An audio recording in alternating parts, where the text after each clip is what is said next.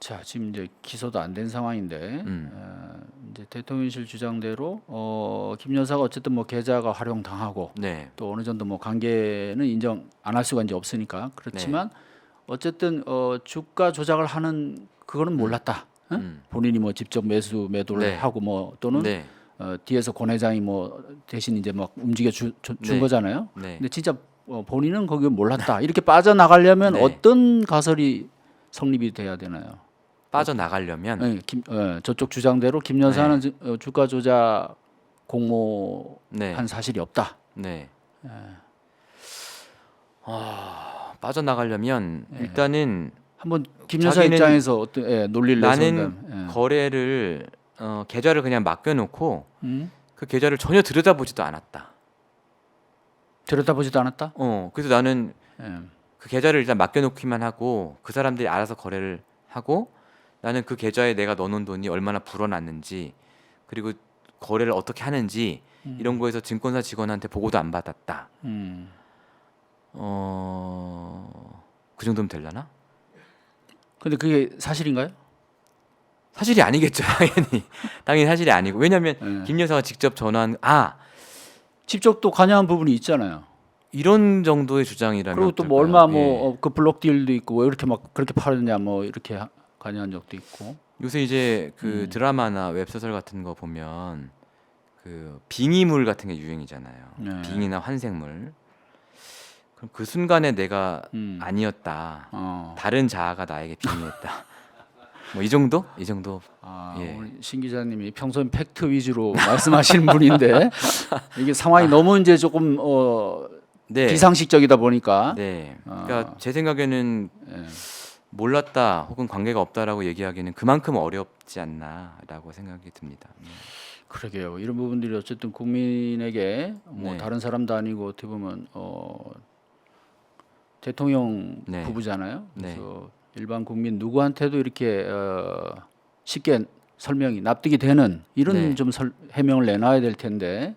그리고 그거 저 몇 번 말씀드렸지만 그런 주장을 하는 그 의심이 되는 지금은 뭐 아직 피고나 피의자는 아니니까 네. 피의자성 참고인이 있다면 검찰에서 불러서 보통은 막 12시간씩 조사하고 압박 주고 뭐 이런 식으로 해서 자백을 받아내는 거잖아요. 보통은 다른 증거 들이대면서 추궁하고 아니 여기 아까 이제 네. 비교했지만 다른 전주들 네. 조사했잖아요, 다. 다 조사했죠. 예. 그리고 기소 안 된 다른 전주들이 있거든요. 예. 그런 사람들도 전부 조사는 다 받았습니다. 그러니까 심지어 그 사람들 억울할 것 같아요. 심지어 손해까지 봤잖아요. 맞아요. 예? 여기는 이익이라도 많이 남겼지. 네. 하지만 이익 창출을 당한 것이기 때문에. 네. 한동훈 장관이 이런 부분에 대해서 네. 참 제대로 지금 보면 답변을 쏙쏙 피해가기만 하죠. 이거에 대해서 뭐 질문하거나 이러면 다른 거는 막 법 논리를 네. 막 펼치는데 네. 뭐 굉장히 추상적인 답변만 하는 것 같더라고요. 예. 자 그러면 그 최은순 씨, 네. 최은순 씨도 이번에 거래가 이제 언급이 많이 되는데 판결문에 네. 뭐 차명 계좌 네. 부분이 문제가 될 수 있고 아까 얘기한 뭐 또 내부 정보 이용도 네. 문제가 될 수 있는데 네. 이것들도 만약에 수사를 한다면 원래 기소를 안 하더라도 재판 과정에 새로운 범죄 혐의가 드러난다 누군가에 검찰이 수사할 수 있잖아요. 그런 네. 사례도 있고 네. 이 최은순 씨 부분은 어떻게 보십니까? 최은순 씨 같은 경우는 이제 계좌 두 개가 나오는데요. 이제 하나는 그 직접 본인이 거래를 한 거고요. 하나는 이제 권오수 씨의 차명 계좌로 결론이 났습니다. 근데 사실은 처음에는 권오수 씨가 이걸 가지고 검찰 진술 단계에서는 이건 차명 계좌가 맞다. 이름만 최은순이고 내가 운영한 거다라고 내 돈이다라고 얘기를 하다가 법원에 와서 그러니까 법정 진술 단계에서 입장을 바꿨어요. 이거 차명 계좌 아니고 최은순 씨의 계좌가 맞는데 내가 대신 운영만 해준 거다라고, 그러니까 대신 관리해 준 거다라고 이제 입장을 바꿨고요. 근데 이제 법원은 바뀐 진술을 인정하지 않고 애초의 얘기대로 차명 계좌라고 본 것이죠. 근데 이제 최은순 씨 같은 경우는 권오수 회장과 마찬가지로 그 김건희 여사와 마찬가지로 권오수 회장과의 관계가 굉장히 오래됐고 누가 누구를 소개해준지 모르겠어요.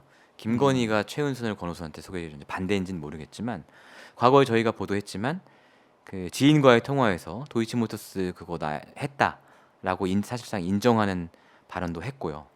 그리고 최은순 씨도 저희 취재를 해보면 도이치모터스와 자기가 굉장히 긴밀한 사이라고 주위에 굉장히 많이 얘기하고 다녔대요. 자기가 여기 그냥 중요한 투자자고 주주고 이런 뭐 식의 통화 얘기를- 녹취록 같은 것도 있었죠? 예, 있었습니다. 있었고 뭐 그렇기 때문에 그 최은순 씨도 사실은 만약에 기소가 됐다면 유무죄를 사실은 장담하기 어려운 상황이었다라고 봅니다. 네. 참, 그 아까 이제 말씀대로라면 이제 가장 키를 쥐고 있는 권오수 네. 회장이 네. 김건희 여사 모녀와의 관계, 네. 공모 부분에 네. 대해서 입을 안 열고 절대 시인하지 않는다면 네. 검찰도 네. 기소하기가 조금 또 여러 가지 기소를 안 할 명분이 되는 거 아닌가요? 그런데 예, 이제 그거는 어쨌든 피의자들의 주장이잖아요. 그렇죠. 예. 다른 증거들이 있지 않습니까? 제가 제일 중요하게 생각하는 것은 김건희 여사와 그 증권사 직원 간의 녹취예요. 이 사건이 굉장히 이제 시간이 오래되다 보니까 물적 증거가 많이 남아 있는 게 많지 않습니다. 이 수사가 이렇게 된 데는 이렇게 이제 그나마 여기까지 올 수 있었던 것은 토로스증권 김모 지점장이 자기가 10년 전에 쓰던 핸드폰을 검찰에 제출했기 때문이에요. 거기에서 사실은 다 나온 거거든요. 근데 권오수 회장의 만약에 10년 전 핸드폰이 있다라고 하면 거기에 다 나와 있겠죠. 혹은 김건희 여사의 10년 전 핸드폰이 있다. 다 나와 있겠죠. 근데 아마 이미 다 인멸했겠죠. 갖고 있다가도 뭐 디가우징을 했거나 뭐 버렸을 텐데 그런데 결정적으로 중요한 증거가 증권사 직원과 김건희 여사 간의 통화 녹취록이 많이 남아 있다는 거예요. 검찰 말에 따르면. 그럼 이 통화를 들어보면 단순히 도이치모터스 얼마에 사고 얼마에 팔아라는 거 말고도 다른 얘기가 있을 가능성이 있거든요. 이거를 들어보면 저는 권오수 회장이 어떻게 진술을 하든 간에 그걸 돌파할 수 있는 수사가 나올 수 있다라고 저는 예. 보고 있습니다. 예. 자, 그럼 대통령실의 주장과는 다르게 네.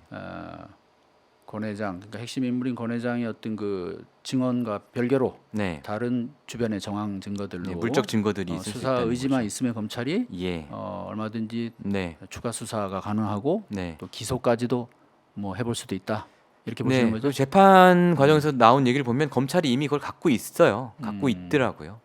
그걸 가지고 이제 증거 자료 쭉 준비하고 대질 신문할 사람들 쭉 준비해서 김건희 여사 불러서 소환 조사하면 될 것 같습니다.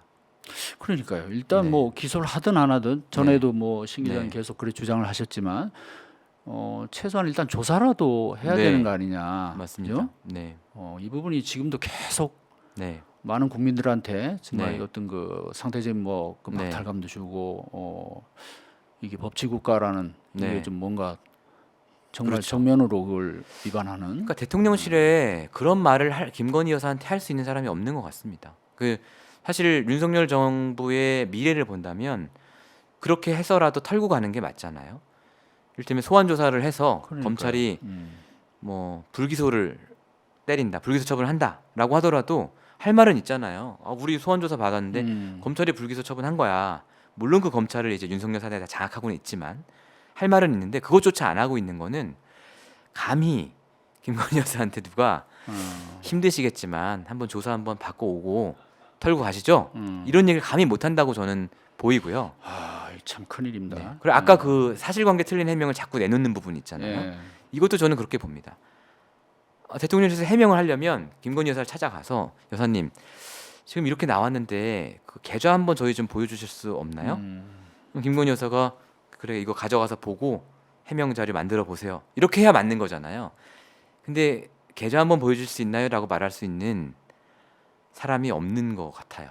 예. 그렇기 때문에 자꾸 틀린 해명이 사실관계가 틀린 해명이 나오는 것이죠. 청와대에 있는 분들도 청와대 아니고 그 용산에 계신 분들도 다 똑똑하신 분들이잖아요. 예. 검사 판사 출신들이시고. 자, 이게 지금 공소시효가 네. 이번 재판부 판결로 보면 네. 2차 주가 조작과 네. 관련된 공소시효가 지금 살아 있다는 거죠. 많이 남았죠. 많이 남았죠. 예. 그거는 기산점을 어떻게 잡아서 그렇게 나오는 건가요? 2012년 12월 7일까지 범죄가 계속됐다고 봤거든요. 2012년 12월 7일이니까 공소시효 10년이죠. 2022년 12월 7일까지가 공소시효입니다. 그런데 공범들이 2021년 10월에 기소가 됐잖아요. 그러면 기소된 시점으로 따졌을 때 공소시효가 1년 2개월 남아 있었던 거. 1년 1개월에서 2개월 정도 남아 있었던 거죠. 그러면 이 공범들의 재판이 끝나고 나면 그때부터 이제 다시 1년 2개월 카운트하면 되는 겁니다. 아, 예. 재판이 끝나고 나서. 예. 그렇기 때문에 어쩌면 윤석열 정부 임기 끝날 때까지도 공소시효가 살아 있을 가능성이 있죠. 예. 재판 빨리빨리 진행해서 항소심 빨리 끝내고 대법 빨리 끝내면 모르겠어요. 임기 내에 끝날 수도 있고. 자, 신 기자님은 어쨌든 이 건을 네. 최초로 보도했다는 그런 네. 이유로 인해서 네. 2020년 4월에 그 유명한 고발 사주 사건, 네. 대검찰청에서 누구를 고발 의뢰하는 네. 거기에 그 명단에 또 네, 들어가는 맞습니다. 그런 네. 영예를 누리셨어요. 예. 네. 앞으로 마지막으로 그 향후 보도 계획은 또 어떻습니까? 뭐 저는 어쨌든 그 제가 시작을 한 일이고 또 이 보도를 하기까지 또 희생이 있었지 않습니까? 그 제보하신 경찰관분의 희생이 있었기 때문에 중간에서 제가 포기할 수는 없고요. 어쨌든 제가 취재할 수 있을 만한 게 남아 있는 동안은 어쨌든 끝까지 취재를 할 생각입니다. 예. 예, 시청자 여러분, 우리 시민보 기자 많이 예. 응원해 주시고요. 예, 정의와 진실은 늘 늦게라도 드러나는 것이고, 그죠? 그럼요. 예. 예, 뭐 저희가 단정적으로 뭐 그렇게 지금 언급을 할 수는 없지만 네. 최소한 아까 얘기한 대로 네. 이런 정도의 상황이면 조사라도 일단은 네. 해야 되는 것이 아니냐. 그것이 이제 국민의 세금을 받는 또 검찰의 의무겠죠. 그럼요. 예. 법치국가에서 당연히 해야 할 일이죠. 예, 신 기자님 앞으로도 네. 좋은 보도 부탁드립니다. 네, 감사합니다. 시청자 여러분, 오늘 방송 여기서 마치겠습니다. 감사합니다.